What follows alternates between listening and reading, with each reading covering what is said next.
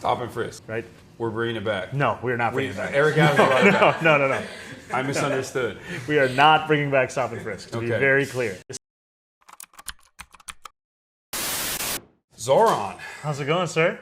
It's going pretty good. This is my first time in Queens, and yeah, I'm excited to be out here for the occasion. Zohran Mamdani, everybody, running for New York mayor, gonna win the New York mayoral race, yes, we are. Hopefully, inshallah. Inshallah. Zohran, you're a busy guy. You're all over the place. You had a rally earlier today. Yeah. How'd that go? It went well. It was a rally for a rent freeze with tenants in Sunset Park, with incredible city councilwoman Alexa Aviles, Assemblymember Marcelo Matenas, and a bunch of tenants who are tired of seeing their landlords profit while their rents keep going up. What made you want to run for mayor?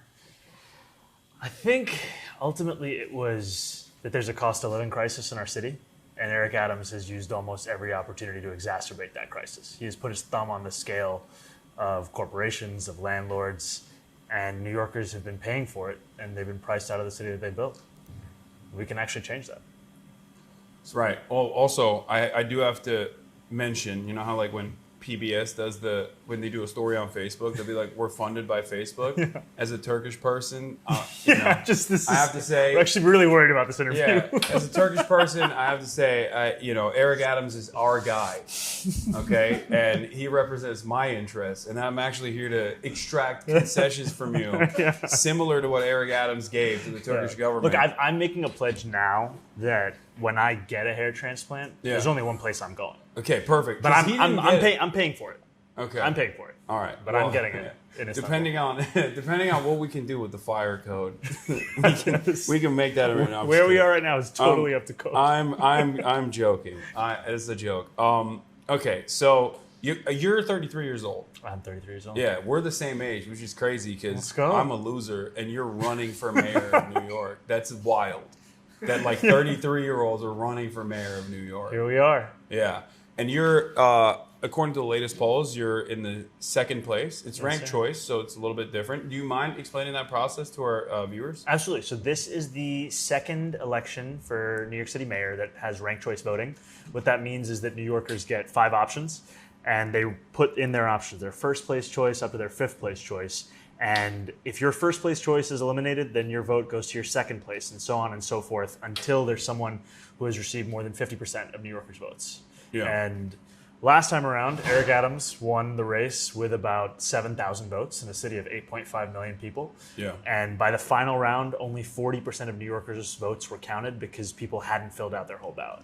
They just kind of gave up. They were just like, I'm voting for 1, I'm voting for 2, that's enough. I mean, I've had uncles come up to me in the mosque and be like, I'm voting for you and nobody else. And I'm like, no, you're not. You're voting for me, you're voting for the rest of your ballot, and you're not ranking Andrew Cuomo. Okay. Yeah, that's good. That's good for people to know. So for that reason, it's a unique predicament because it's a ranked choice situation. Andrew Cuomo entertained running for a little bit, for quite a while, as a matter of fact. And I think the media, given his like institutional backing, was teasing that alongside him. And he has a lot of name recognition. Do you feel like name recognition is one of the major hurdles you have to clear in this race? Yeah, I also think it's a major opportunity because right now the polls are just a reflection of that recognition. Love him or hate him, you know who Andrew Cuomo is. And we're in second place.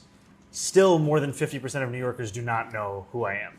And that means we can just keep doing the hard work of introducing ourselves. And actually, it's easier to introduce yourself to someone than convince them to feel differently about you. And that's where Andrew Cuomo has an obstacle, that everyone knows who he is, but still with 100% name recognition, he has not surpassed 50% in support. There's more than 50% of New Yorkers who want someone else. And now it's our job to introduce ourselves. Yeah. One Twitch stream at a time. Yeah, well, this is probably the least important part of that process, because I feel like you're doing a lot in terms of door knocking. You have a lot of people who are very excited for you, and that's a really good thing. And also, it does seem like the establishment picks in the race are kind of experiencing a bunch of fissures amongst themselves. Now, Eric Adams is choosing to run as an independent, from what I understand. Yeah, my man's out. Yeah, so do you feel like that's a good move, or do you feel like that's a better for your chances overall or worse overall? I don't think it affects our chances much. We've always said we were running against Eric Adams' second term, and Andrew Cuomo is running for that. He's running for the same vision, same donors, same corruption. Now it's just clear that he is the one messenger of that vision of a New York City where people are profiting off of others' misery. And what we are fighting for is just as clear as it was day one, a New York City people can afford. What are some of the top line agenda items that you have first day in? All right, here we go. First of all, no more Turkish Airlines corruption. Okay. No disrespect to your people. That's a bit of a bummer because I was a sorry. single issue voter. Yeah. I'm going to illegally vote in the race for you. Making it very clear. 1, 2, 3, 4, 5, and now. Do not do that. The number one thing is cost of living. The number one thing is to make the city affordable. And the number one cost in New Yorkers' life when they're thinking about that is housing. About 2.5 million New Yorkers live in rent-stabilized housing across New York City. Their rent increases are set by the mayor. This mayor has jacked their rent up 9%. I would freeze their rent for close to 2.5 million people. I would make the slowest buses in the country fast and free in our city, make them a model for this nation, and I would deliver universal childcare to New Yorkers, whether they're 6 weeks or 5 years of age. And ultimately, it's using every tool the public sector has to make this city people can afford. Yeah. There's also, from what I understand, there's a lot of opinions on the issue of housing. You got YIMBYs on the one side, yes, in my backyarders, who consistently advocate for deregulation and dezoning, and there's some truth to that, for sure, in terms of how much of a hurdle that is for developing new housing projects. And then you have the NIMBYs on the other side, who also have some opinions on this matter. But I feel like there's one issue that I don't hear a lot of coverage on. You're like a Hindi. I don't know what I would be. I just want public housing. Okay. I want Austrian style, Red Vienna. 65% of the entire city is just peppered with government housing. That's what I want. Don't know if we're gonna get that. I feel like if I even say that, a real estate developer is gonna drone strike me as I walk out of this. We got 5 minutes of this institution. Yeah. But I do think that any move in that direction is great. But the reason why I'm bringing this up is because there's also, from what I understand, a warehousing problem here, where approximately 75,000 units that are rent-controlled units in the city are purposely being kept away from the housing market. There's a bunch of different hurdles in front of the lottery system and like how inaccessible even rent-controlled units are overall. Is there anything? Is that a real issue? Am I making this up? No, I think, look, is there any way to tackle that? Right now, the way that it works is that landlords self-report the units that they're warehousing. Yeah. And obviously there are limitations to the efficacy of self-reporting something that you are doing, especially when you're a landlord taking a unit off the market. I've seen estimates that start in the mid-20,000 range with units. And I think what we have to do is the city has to take a much more muscular role in gathering that information and in finding out what is the reason why units are offline and what's the actual cost of bringing them back online. Because without that data, it just becomes the discourse where a landlord will say, it's too expensive to do so, trust me. And we actually need to be able to see the stats. And to your point, we need a ton more housing in New York City. I do believe we have to build, more density around transit hubs. We have to end requirements to build parking when we build housing, upzone wealthier neighborhoods. And I also think the public sector has a role to build immediately affordable housing. Right? Last year, we opened up a wait list in New York City for people to get assistance paying their rent. In 7 days, 600,000 New Yorkers applied. And at the end of that period, 200,000. A lot of broke boys. A lot of broke boys and broke girls and broke uncles and aunties. Yeah. And at the end of that period, 200,000 won, which basically meant they got on a wait list for a program that admits 250 people a month. It's a totally broken system. Yeah. And so what we're saying is alongside those zoning reforms, we're going to build 200,000 truly affordable union-built rent-stabilized homes that will cater to a median household income of that of New Yorkers, $72,000 for a family of four. Yeah. There's obviously the issue of public-private partnership when we have this conversation to begin with, but I don't know what the limitations are as far as the New York mayor, the mayoral position in terms of maybe not eminent domain, but there's a lot of power. But pushing and pulling. Yeah, what are the levers of power that you have? Even now under Eric Adams, the city has the authority to take over a building that is owned by a landlord who's been operating in violation to city code. He doesn't use that power. They don't use those tools. But that is absolutely an existing program that's existed even for prior administrations. And that is something we would use. We would increase fines for dangerous conditions. We would increase them for immediately hazardous ones. And if you're a landlord who isn't abiding by that, we would take that building and give it back to the tenants who are currently living through those conditions. Okay, walk me through this. I call my landlord. I'm like, the microwave is not working. Landlord says, I'll fix it. Doesn't fix it for a month. Eminent domain. Yes or no? No, that's not how it works. Shit. Because first of all, most New Yorkers don't even have their landlord sell. Okay. A lot of New Yorkers live in buildings that are owned by LLCs. They have no idea who owns the building. Even better. I call up the apartment property manager and they don't fix it. Okay. I come in, I say, hey, this electric circuit is broken. Yeah. They come in and they just paint white over it. They say it's not a circuit anymore. That's just the wall. Eminent domain. Yes or no? No. Okay. But here's how it works. I'm gonna keep testing the water. Here's how it works. Here's how it works. You have a system right now where you call 311, right, in New York City. Most New Yorkers who've ever called 311 have had a pretty frustrating experience with it. We are proposing a world-class brand new innovation where you can make appointments with investigators so that you know when they're actually coming home. Seems radical. Seems pretty radical. Seems pretty Yeah. crazy, but you heard it here first. You're actually going to know when an investigator comes by. And what we will track is if a landlord is found in violation to the code and they are not following up on those violations, they're not rectifying it, then there will be a time at which the city will take over that building. Okay, I like that. So there is a takeover happening eventually if they're serial violators. Absolutely. Okay, I'm a fan of that. It's not going to be for the microwave, but Yeah, no, it's fine. That's just a random experience. I don't know. I'm just bringing that up. Okay, so housing is obviously a major issue. Let's talk about public transit. I'm a little bit autistic. I'm an enjoyer of public transit. I haven't been able to enjoy it here because I'm streaming, so there's no Wi-Fi down there. what about the bus? Yeah, well, like I said, I've been here for a limited time.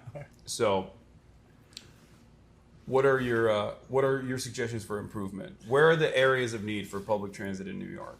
I would say the areas are around affordability, reliability, accessibility. Those are some of the major areas, and generally the sense that How many more cops are we getting in the MTA? We are not getting more cops. I lied. I said I was a single issue voter. I'm a double issue voter. Look, I think what New Yorkers deserve is to be safe, and for too long we've had so-called leaders who've told them the same proposals they've been given year after year, only to end up with the same results. And for safety, we've put together a proposal to create a Department of Community Safety, the DCS, which would protect New Yorkers like never before. And it would do it in ways that we've already seen be proven successful.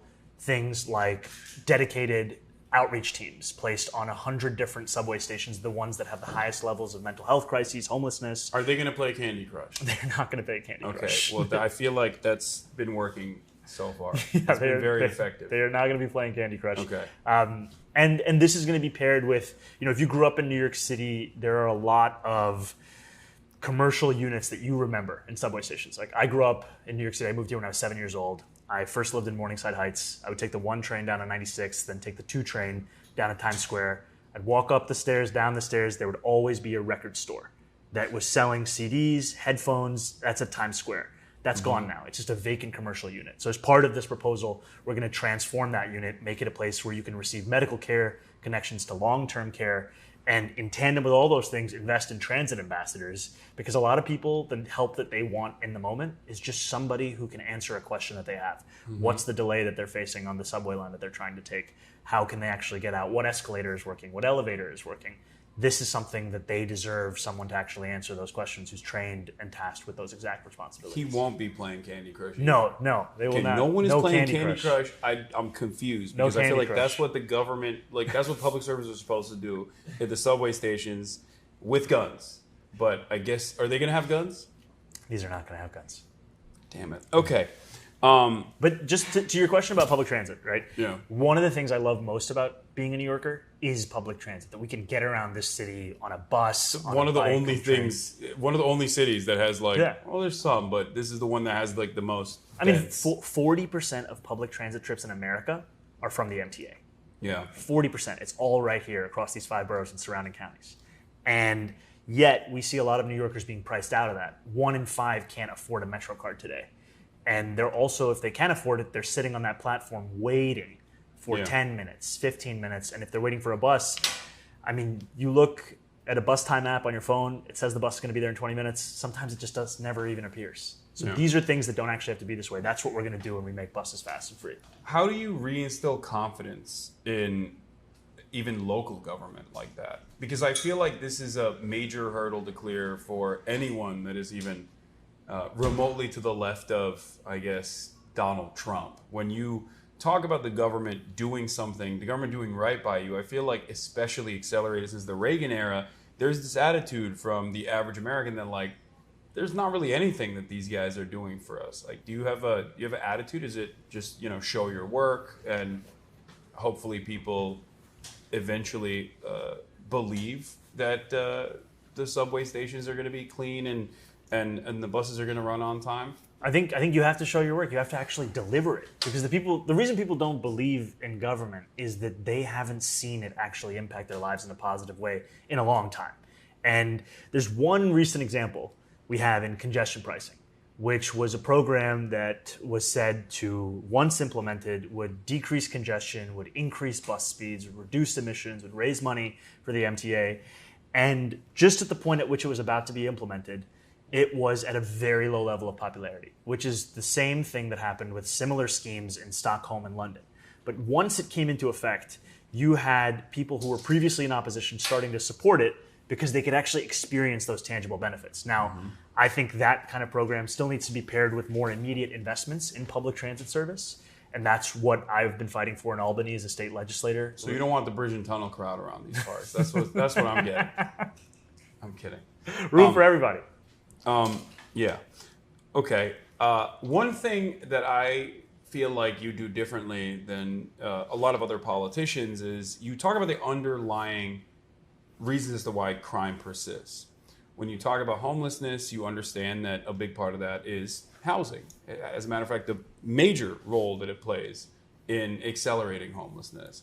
When talking about crime, your initiatives focus on also solving the underlying material inequalities where crime manifests. What are some of the initiatives that you want to take in that regard? In terms of like, you've suggested cooperative grocery stores, for example. Yeah, I mean, we are living in a city where so many New Yorkers are being priced out of produce. And it doesn't matter how much they earn, they feel this sticker shock when they go to the grocery store. And we have that in tandem with food deserts, which are something that disproportionately impacts Black and Latino New Yorkers. I represent Queensbridge Houses, the largest public housing development in North America. And when I speak to my constituents at Queensbridge, I'm asked this question: why is it that there are 6 fast food restaurants in a 5-block radius, but the only place I can buy produce is clearly old and outdated and not the kind of food that is fit for my family to eat? And I don't have an answer to that.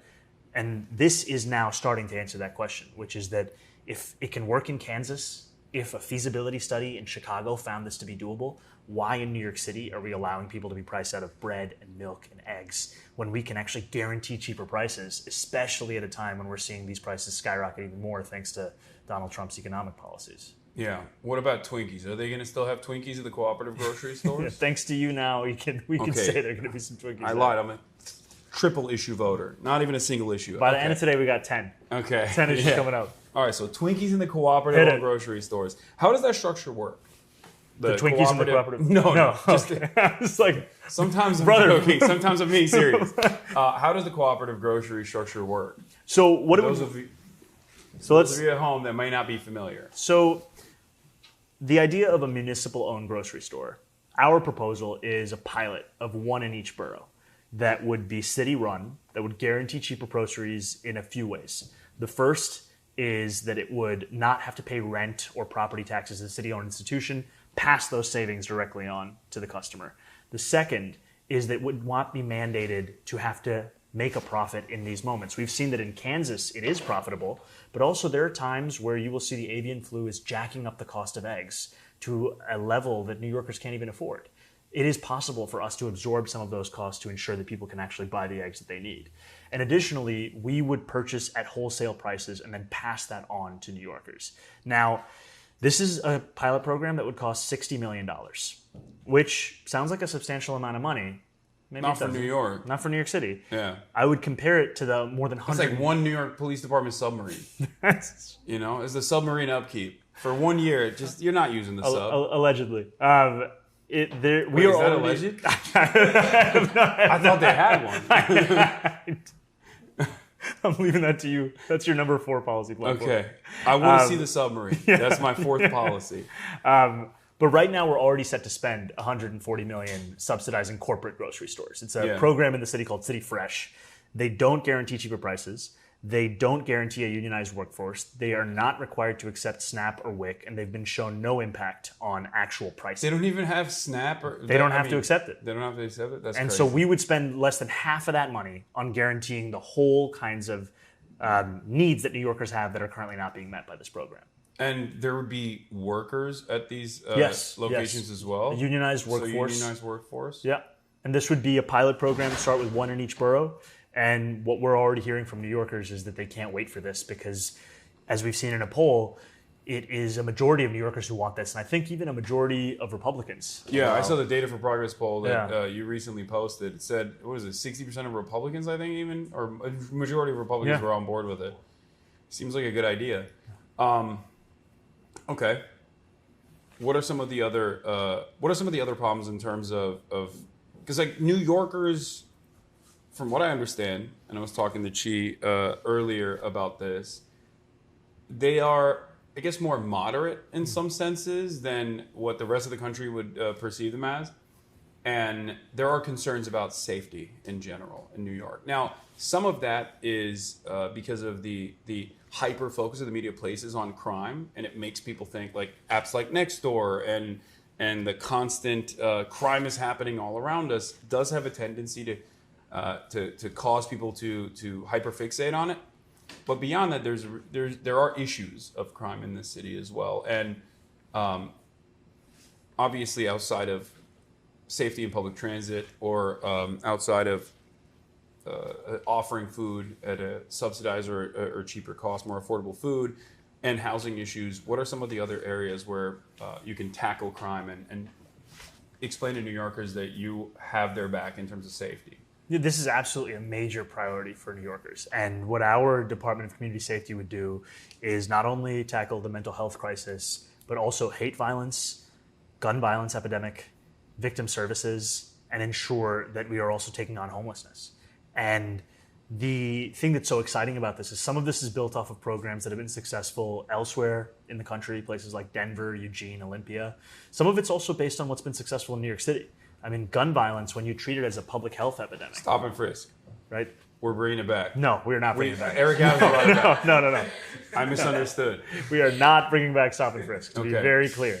What we are going to scale up are programs that have been shown to be effective at reducing gun violence. These are programs that exist in a number of precincts across New York City, but for some reason they've not been expanded to all of them. Another example What are I the would programs? give you, right? It's a cure violence approach. This is an approach that invests in gun violence interrupters, people who are actually located within the communities that have been racked with gun violence and who understand that it's not as simple as just putting another police officer on the corner to deal with this kind of an issue, when in fact it's more effectively responded to through these kinds of means. But we have more than 70 police precincts in New York City. These programs are only instituted at less than 30 of them. Mm-hmm. This is something that every New Yorker should benefit from. And it's good for the cops. They can just sit around and play Candy Crush in their cop cars this time. No. As opposed to the police, stopping and frisking random people. The police's responsibility will be major categories of crime. And that is a place where I've also heard from New Yorkers who are saying they're not feeling safe, that they're also troubled by the fact that there are very low clearance rates in a lot of these major categories. And that's where the focus should be while investing in proven strategies that can actually take on these root causes. Under the Zohran leadership, hit it. The New York City police departments, when there's a crime happening, they have to respond, and they actually have to improve their clearance rates. What you're saying? So let's say, I don't know, my car got stolen. Mm-hmm. I call the cops. They don't pick up the phone. I call again. They pick up the phone. And I tell them my car is stolen. They're like, all right, file some paperwork. What the fuck do you want me to do about it? Then they don't actually even seek it out. I find the car myself personally, and then I retrieve it under your leadership, that's not happening. They're actually gonna, solve crimes. Yeah, Instead of under my leadership, whatever they do. I don't know what they do. like right now, I'll give What you do cops do? I'll give you an example right now. You have the NYPD receiving more than 200 mental health calls in a day. We know that the NYPD are not the best responders to these crises, whether in the fact that not in the way that they've been trained, and also when you hear from NYPD officers, this is not an interest that they have as to fulfilling. I sat down with a family of a New Yorker named Win Rosario, who is a Bangladeshi New Yorker who called 911 because he was experiencing a mental health crisis. And police officers came to his house who had been trained to deal with mental health crises and killed him within 3 minutes. That's the current system that we have. It is one that is not serving any New Yorker. And under my administration, we would have actually proven strategies in dealing with the crises that are affecting so many New Yorkers' lives and having the police play a critical role in major categories of crimes, not in the ones that they've been tasked with. Okay, so fair hoppers, we're not beating them up? No. That seems like an important role and I think, for the New York Police Department. When we talk about fare evasion, the MTA did its own blue ribbon panel study that found the greatest correlation between a level of fare evasion in a neighborhood is the level of poverty in that neighborhood. That's shocking. Shocking. So the poorer you are, the more likely you are to you heard it here be first. able to pay for this critical thing that you need to okay. And so one of the most effective I thought it was selfishness. One of the most effective ways to deal with this is when we make buses free. Yeah. When we actually make it accessible for every New Yorker. And more than 1 million New Yorkers ride buses every day. Why don't we actually give them back their right, which is to get around the city? And make sure Who will grind harder if the buses are free? Have you thought about that? This is a question that keeps me up at night. Yeah. Because it feels like there'd be too much commerce in that case, and the poor business owners would have to work way harder if there's more people, more foot traffic coming in through their businesses. It seems very careless. It seems very thoughtless. A moral hazard, if you will. Yeah, I hear you, I see you. Yeah. What about the real estate developers? Let's talk about the unheard minority, the marginalized. People of wealth, POWs. I feel like they're getting a hard bargain here with you. Do you have anything to say to them? You know, to all my landlords on the stream, how many landlords do you have? All of them. Yeah, They're all watching. Shout out to all the boys. They're at hate home. watching. Yeah, shout out to all the boys at home. The real workers. Yeah, they don't like me very much, and I understand why. Because these are policies that would stop their ability to extract wealth from working class New Yorkers at the levels that they've been enjoying for years.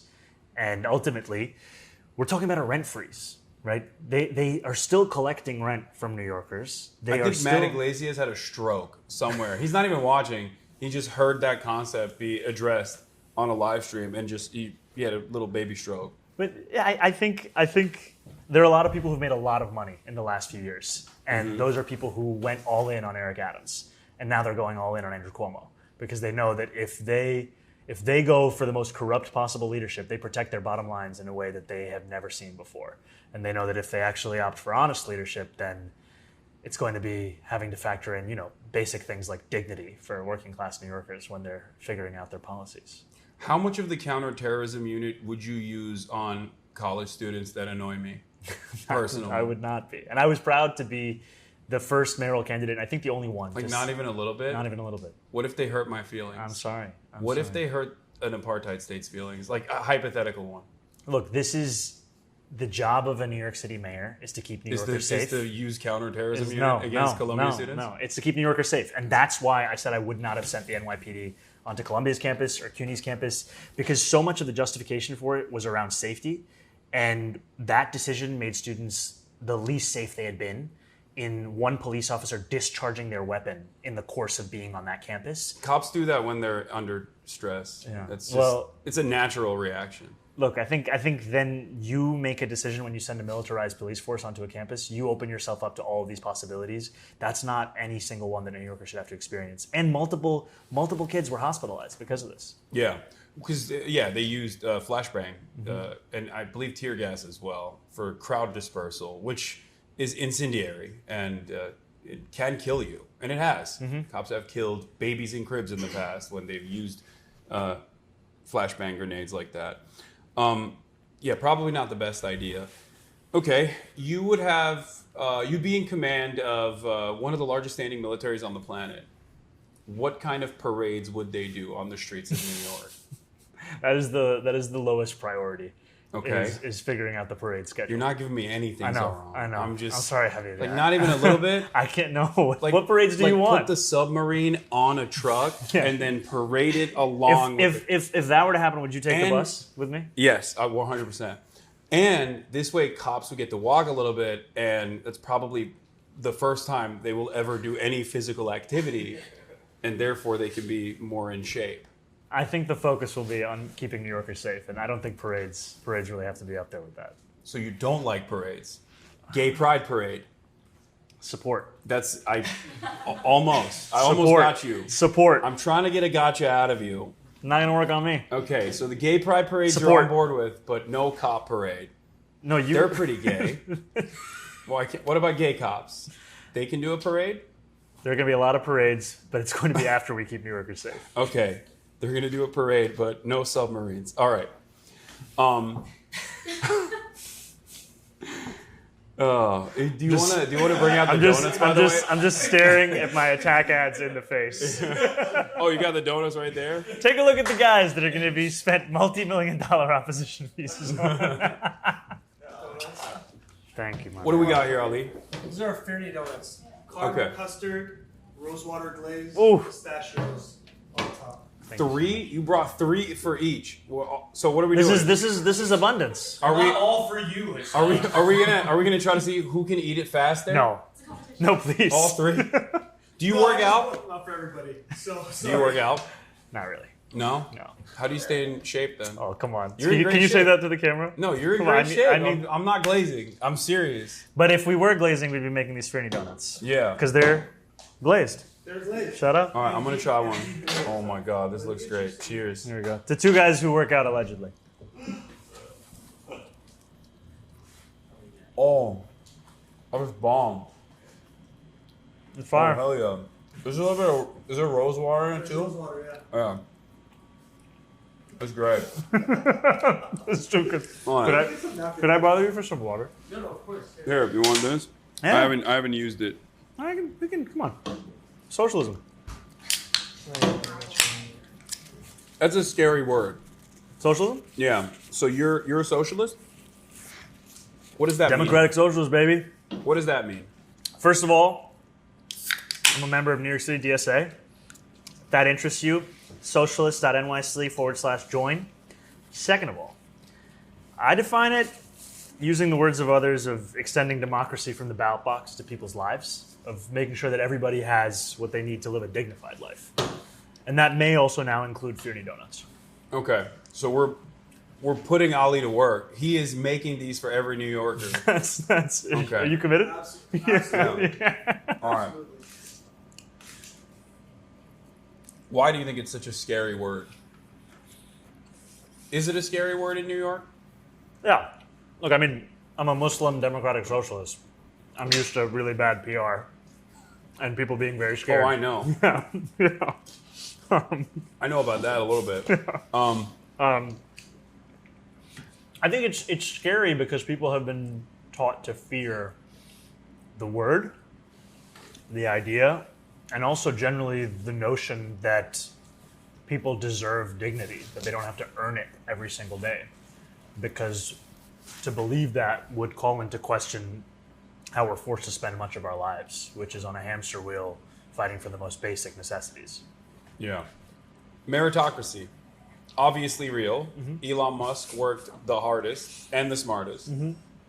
Why do you hate the successful, wealthy people like Elon Musk, who clearly have worked very hard You know, first, to earn $300 billion? if we want to credit Elon Musk, we got to also credit some of his greatest assistants in the game, Andrew Cuomo being one of them, who gave Elon Musk about $1 billion in a public subsidy for Tesla many years ago, before Donald Trump even got on the Elon Musk train. And I think that's what's so frustrating about so many of these figures is they masquerade as being. What did he do with $1 billion of subsidy? We're still trying to figure it out. Wait, so what is This was a subsidy plan to allegedly create jobs, especially in Buffalo, And this was what passed for climate policy under Andrew Cuomo. Did Elon Musk create jobs in Buffalo? Not at the level that was promised.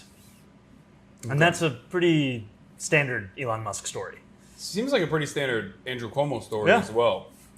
Who else? Okay, don't dab me up. Oh, sorry, my bad. I'm That's an impartial person. that's an interesting idea. I'm and an impartial person, I'm really and I'm interested doing in looking- contentious adversarial journalism. Can right you now. back off? Can you back Yeah. off with that question? Yeah, Yeah. I'm gonna. Okay, so.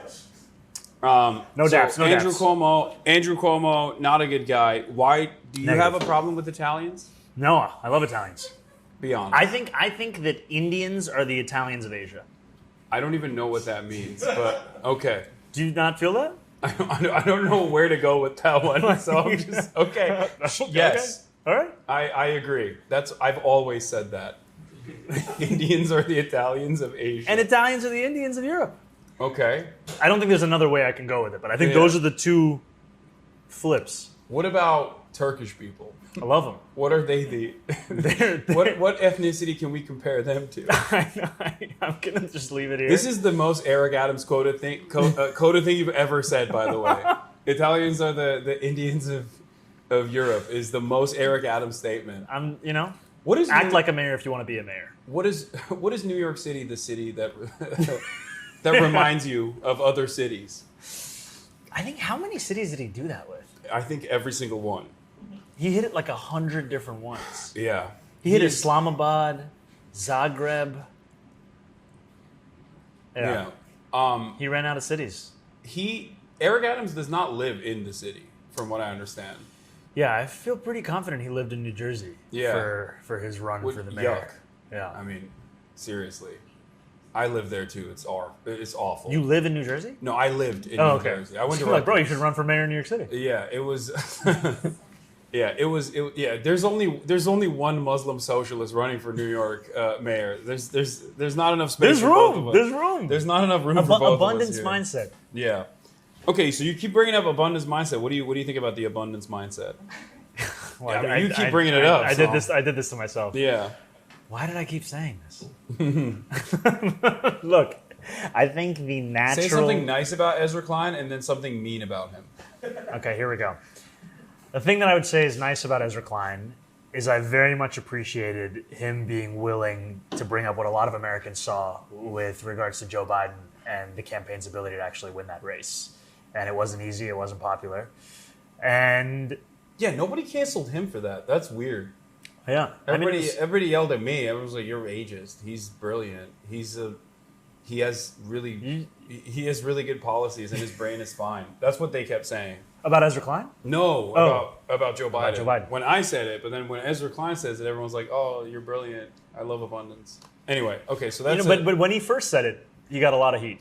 Yeah. Because he was breaking from, the stated mainstream answer. position. I actually think that there's room for kind of a through line between the abundance mindset and what it means to be a democratic socialist, in that one of the greatest obstacles we face is the existing inefficiencies, inadequacies of the public sector.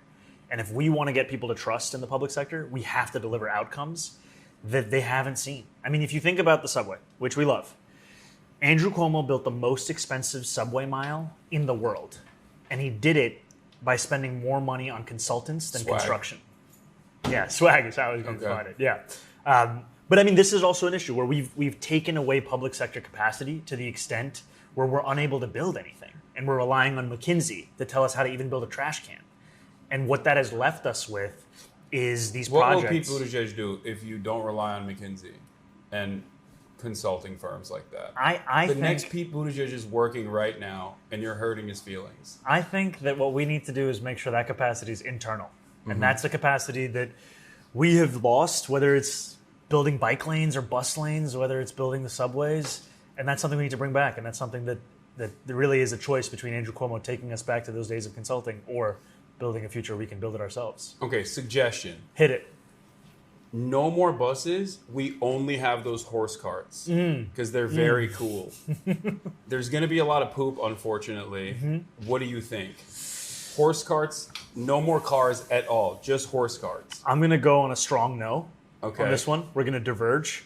But horses are very cool. They're like big dogs. Shout out to my big dogs. Yeah. Inside every one of you is is a big dog. A big dog A and horse. maybe a horse Yeah, and 2 wolves. that's how I feel. yeah. Which you. one? Horse, big horse, and a wolf. Okay. Woo! Okay, so I don't know if you guys no, do sound effects. None of the no horses, no horse race. All right, what about the bike guys? A lot of them are Turkish. This would be huge for the Turkish economy in New York. They do. It's like it seems like it's just 3 professions if you're Turkish in New York or just universally is barbershop, Awesome. Shout kebab, outs. yeah, kebab, guys who do the bikes, who charge you a lot of money, but if you speak Turkish to them, they will charge you When you say less do the money. bikes, do you mean get on the bikes in the back and like sightsee, or you mean like deliver food, or you mean No. They get on a bike and then you can sit in the back of the Okay, bike. yeah, and then yeah, they yeah, like yeah. take you to different Like places. Central Park, They got yeah. lights in the back. Yeah, yeah. Doesn't seem like a very efficient mode of transportation, but carbon emissions pretty good. sometimes the journey Yeah. is the trip? Yeah, Is that the phrase? I don't think I that's don't the phrase. know. No, it's like it's not the journey; it's the destination. No, I'm saying it's the other way. Or it's not the destination; it's the journey. Yeah, that's how you're supposed to say it. Okay, ask him to rank his favorite Sex and the City characters. Miranda. Okay. All time Miranda. Okay, it seems a little bit. You're a little bit biased, I think. I mean, come on. Yeah, Cynthia Nixon. She endorsed you, I believe, right? She's supportive, but I think Yeah. even more than that is she had the courage to take on Andrew Cuomo when a lot of people didn't. Right, this is back in 2018. Yeah. And he was running our subways into the ground. And she stood up and she said, we're going to tax the rich to fix the subways. And that there could actually be a different style of politics, to the extent that Andrew Cuomo had to adopt a lot of her own policies to get reelected. Yeah. So what other Sex and the City character has done that? I don't really remember any of the characters. I'm just reading Politicians, questions. look at you copping out. He's I'm just lying. reading. I'm just reading from the chat. No, I have watched it. I just don't remember any of the characters. I'm just reading chat right now to see what they want to ask. Chat, if you have any questions, put it in the chat. I have a question. Hit it. Okay. Shout out to my fellow Casio brother. Enunciate. We can hear you. Okay.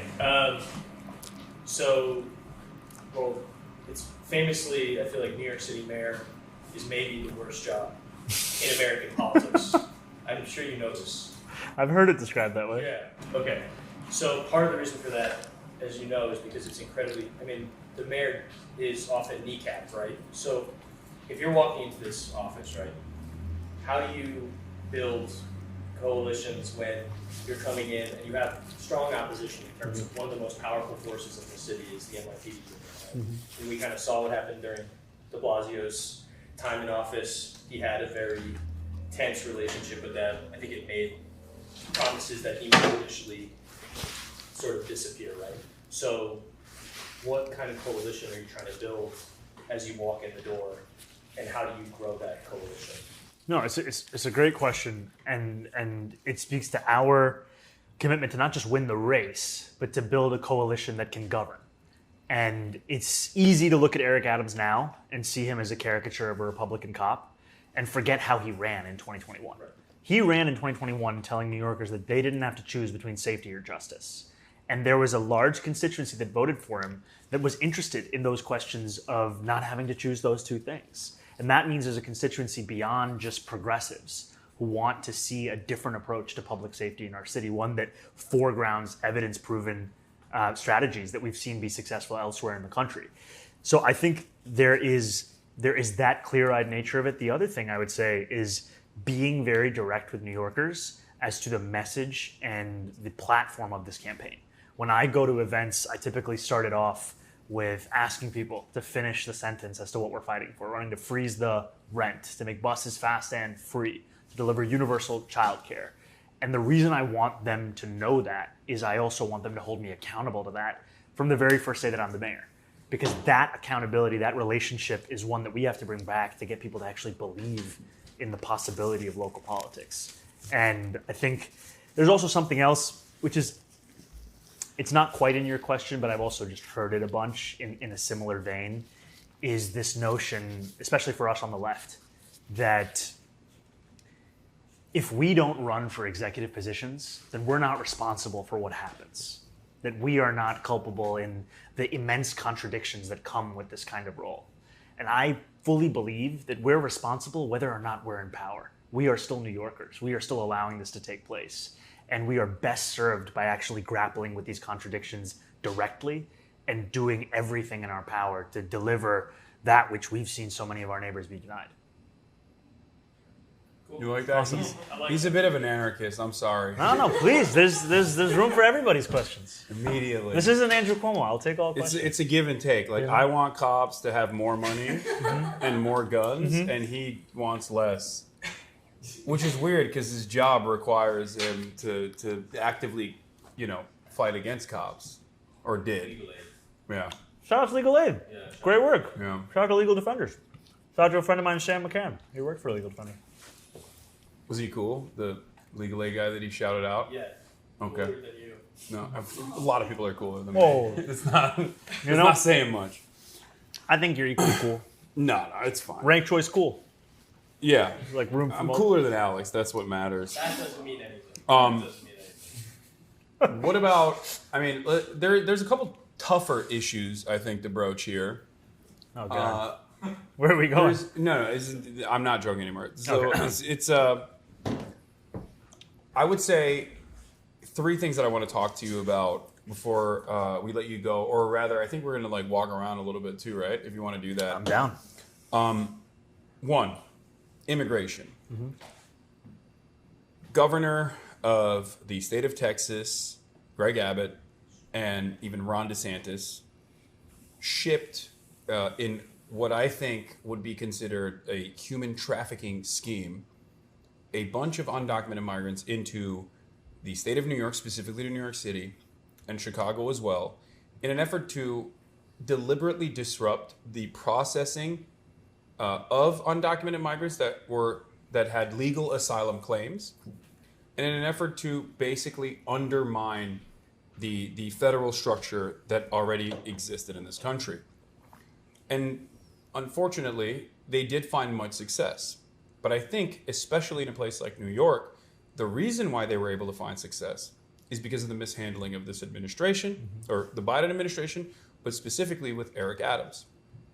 Instead of tackling the problem head on, saying that New York is comprised almost entirely of migrants, that America is a nation of immigrants, and that New York specifically is one of the most diverse places on the planet, and then showing through his work of welcoming the undocumented migrants and processing them, or working with the government to process them expeditiously, I feel like Eric Adams slapped on a Band-Aid solution and then basically conceded on the messaging front that migrants were responsible for a lot of the visible poverty that people see, and also even the crime that people are experiencing. There's no evidence to suggest that, as far as I know. Maybe in New York it's different, but overall, undocumented migrants are not responsible for a large share of the crimes. As a matter of fact, they're responsible for less crime per capita than natural-born U.S. citizens are. And yet, this message has persisted. And I think it's one that became, it's one that even New Yorkers themselves adopted, from what I saw. How would you deal with this issue? Like, let's say you were the mayor of New York at that time. What would you have done? I think the first thing is I wouldn't demonize people that are coming to New York City to call this city their home. And we saw this mayor say that migrants were destroying our city. And you have what's been described as the second largest bully pulpit in America as the mayor of this city. And you're using it to turn the target onto a set of individuals that are in the most need of this city's assistance. And it is something that has led to not only an anti-immigrant sentiment across the city, but even violence against a number of New Yorkers, our newest neighbors. And this isn't just a story of cruelty or a story of demonization and demagoguery. It's also one of patronage politics. You had one of Eric Adams' closest advisors on record saying, "Where are my crumbs?" when it came to the contracts that were being handed out for migrant shelters. You have a city run by Eric Adams that issued a more than $400 million contract, no bid contract, to a company called DocGo. So it's not just a question of cruelty, it's not just a question of bigotry, it's also a question of an immense amount of money being made with few services to name actually being delivered. And in the critiques that had to be made of how the Biden administration was responding to New York City's needs, Eric Adams was on his way to D.C. to make the case and then turned back because his major fundraiser of his campaign was having her house raided by the feds. So you cannot have an effective leader who is not actually focused on delivering on these kinds of issues when their number one priority is keeping themselves and their close associates out of jail. In terms of hardline policies, though, like what are some of the things that you saw that Eric Adams did that you thought were bad, and what would you have done differently? All right, so let me rattle off a few. The first is the 30 and 60-day shelter limits that he put in place, forcing them to be evicted out of shelters that were providing them with that. And my office actually worked with more than 1,000 asylum seekers over the last year, partnering with a local organization called Medica, where we would assist asylum seekers with applying for city services like a reduced fare Metro card or a New York City ID. And what we found is that we would see our own clients sleeping on subway platforms who had previously been sleeping on in shelters. Mm-hmm. It did nothing for addressing any of the stated reasons, but what it was is just cruel. The second thing is we have a sanctuary city policy in New York City when it comes to immigration. We have a policy that we should be proud of, one that has survived under decades of bipartisan leadership of this city that Eric Adams has now chosen to demonize. And the city's policy is that it will not allow ICE agents into city schools, hospitals, properties, even properties of city contractors, unless they provide a judicial warrant signed by a judge. Now, I serve on the city's committee in the assembly in Albany, and I get 3 minutes every year to question the mayor. I asked him, would you follow this policy? Will you clarify for New Yorkers that this is the law? He refused to answer it. So what I would also do is establish 100% compliance with that law and establish an oversight commission to ensure that that compliance is being followed even by city contractors. Because the absence of it... What if you were being blackmailed by the administration because you did a pay-for-play scheme with a foreign government where in order for cheap travel or greatly discounted travel to Turkey, you ended up offering a bunch of amenities, and then you got investigated by the federal government, but then the federal government exchanged hands and the new government decided we are going to bring ICE into all of these facilities, into your schools, into Rikers, and you said, "Oh, great! If you drop my case, I will play ball with you." What about in a situation like that? That's not totally hypothetical. Totally hypothetical. Not sure who you're speaking about, but that would never actually happen to me. And I think that's another concern that we also have with Andrew Cuomo is, there are issues hanging over his head that New Yorkers have a right to be concerned about as to whether it'll impact the way in which he governs this city. And no female security detail. I mean, it's honestly, it's also just so infuriating to be in the Democratic Party and position ourselves as being in stark contrast to the sexual harassment and assault that we have seen endemic in so many Republican leaders, and then offer a contrast in Andrew Cuomo, someone who's been credibly accused by more than 10 women of sexual harassment, and to say that this is just the way politics is going to be, then you obviously end up with the way that people feel a sense of despair. Yeah, Democrats do definitely have a hypocrisy problem. Well, for two reasons. One, because they do sometimes care about at least being called a hypocrite, whereas Republicans do not. They are unblackmailable in that regard. But also, on top of that, they do sometimes follow through on addressing some of these issues, but then whenever push comes to shove and they feel like there's a powerful person that's about to get into a role, they quickly forget about their past sexual misconduct allegations. But there's more to Andrew Cuomo. Since you're no longer just running against Eric Adams, but also now running against Andrew Cuomo as well, let me ask you this. If given the opportunity, how much Medicaid would you cut from underserved and impoverished state hospital programs, specifically to kill the working poor? Because that's what Andrew Cuomo did, so I'm just trying to figure out, because I feel like that's a qualification to run for office. Seemingly the qualification is a complete disregard for working people at every level. But what if COVID strikes, and then in that process you've already underfunded the medical system of New York, and then people, like a lot of old people, die in the And process. in this scenario, is this person also getting a $5 million book deal to write about leadership in that Yeah. crisis while sending 15,000 people to their death Yeah, in nursing homes? that's you got it. I feel like I know You, this guy. you know, no, I'm saying like you understand the role. You Yeah, understand the this is- role that you need to take. This is what's passed for leadership. Okay. In our state, in our city. Okay, here's a campaign ad. Hit it. Andrew Cuomo killed your grandparents. No? I think for a lot of New Yorkers, it's true. I mean, but maybe, okay, we can workshop that one. No. All right. Boomer side, Andrew Cuomo. He did that.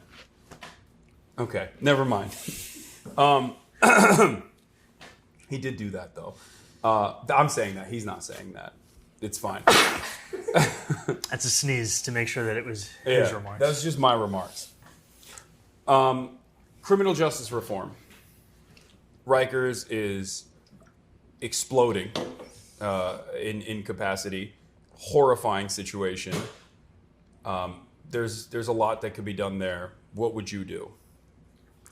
I would actually try and follow the law, which is a stark contrast from Eric Adams. We have a law to close Rikers Island by 2027, and Eric Adams has made it functionally impossible to follow that because of how little he has done over the last few years, except for actually increasing the population of incarcerated New Yorkers. We've had a number of New Yorkers lose their life on Rikers just in these past few weeks. And the last time I visited Rikers, a colleague of mine had an incarcerated New Yorker try to take their own life in front of them. That's the level of despair that we're talking about. And what we would do from the very first day is pursue every single alternative that we have to incarceration to ensure that we're actually keeping New Yorkers safe. Because it's a stain on our city. It's a stain on our country. And it's something that we have been all too willing to allow to continue when we know that it's not just a law, it's also a moral imperative. And, fiscally, if we're talking about the fiscal cost, it costs New York City more than $500,000 a year to incarcerate someone on Rikers. And to put someone in a year of supportive housing, it's about $50,000 a year. Right? There is no You put him in a incentive. penthouse for that kind of price. That's an incredible amount of money. I feel like I wouldn't do any crimes if I was in a penthouse. If you had $500,000, it's a lot of money. If give me the $500,000, I'm not doing crimes. Why? How about we do that? Give criminals $500,000. Is that a good policy? I'm going to wait for you to run for mayor to propose Okay. that. Yeah. You do a crime, you're getting $500,000 from me directly. I'm giving it to you. Not from me. I feel like that might incentivize people to do crime, though. Yeah, I think Yeah, maybe. I think that might be an issue. Yeah. Okay. So we won't do that. All right. Never mind. That's why you're running for mayor, and I'm a stupid Twitch streamer. Okay. I have another question. Israel. What are we feeling? Good? Bad? How are they doing? Not well. No? Not well at all. Look, I think many New Yorkers, far more than the political class would have you imagine, have been rightfully horrified by a genocide that they've seen over more than 15 months of. And I've long stood up for universal human rights and extending them to Palestinians because I think that any politics worth its salt has to be one that is universal, that doesn't draw an exception. And in this country, we've drawn exceptions for far too long, especially when it comes to the application of it to Palestinians.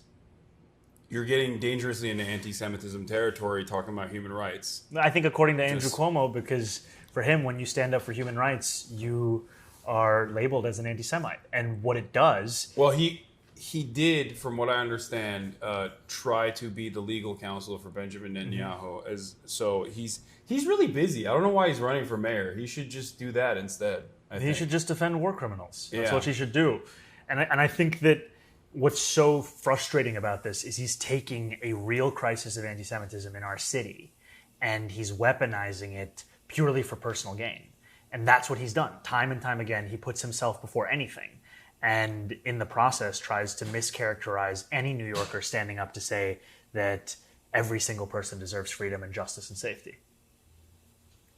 I feel like maybe I'm wrong on this, but New Yorkers, as well as every American, values free speech and due process a lot more than the feelings of people that are falsely conflating an entire religion with an apartheid ethno-state that is doing a genocide. That's just me. I don't know. I feel like maybe I'm off base with this.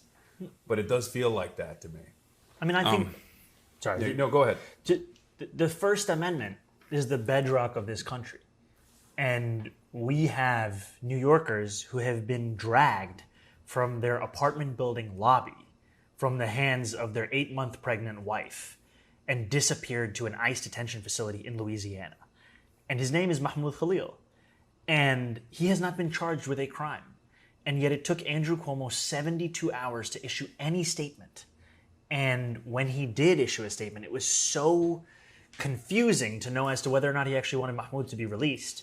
And then 24 hours later, he actually walked that statement back. And this shouldn't be difficult for anyone to say, which is that you should not be imprisoned for political speech, no matter what that political speech is. And that if you have a government imprisoning people for no apparent crime, and that is still beyond your own reproach, then how can you be trusted to stand up for the city against Donald Trump? Yeah, I'm trying to find his statement here. Yeah, please read it out. One thing I will say is, well, Trump seems to like Andrew Cuomo a lot. And his own words. That's what he said. Mm-hmm. So and maybe I understand reason. it because he might see a lot of himself in Cuomo's record. Yeah.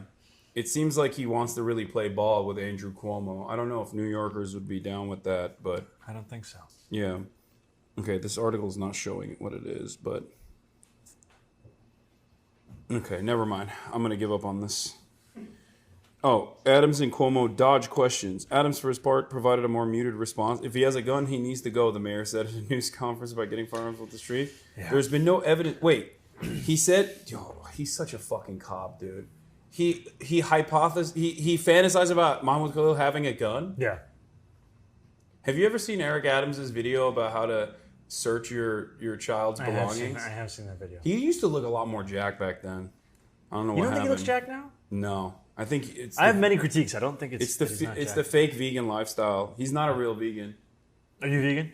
No, not at all. No. But he says he is and then eats meat. Shout out to Jabari Brisport, a true vegan. You know. Okay, I can't find it. Never mind. All right. That's what Andrew Cuomo wants. Yeah. But